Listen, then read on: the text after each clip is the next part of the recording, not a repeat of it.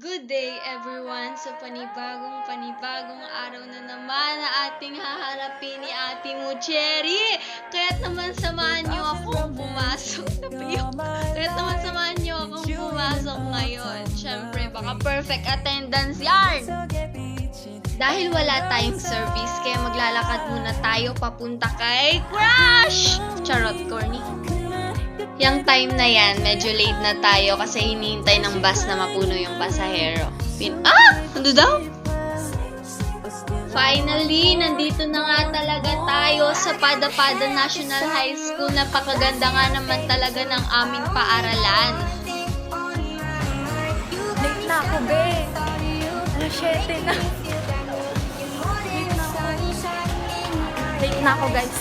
Uy, nakahabol siya. Wala pa si teacher.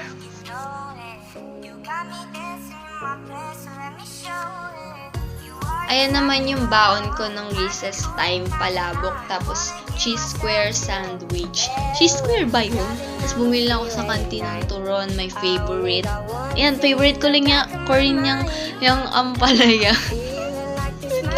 Natatawa ako. Hindi ko lang sasabihin. Bilis-bilis kasi ng video eh. Next time magchichika talaga ako dito.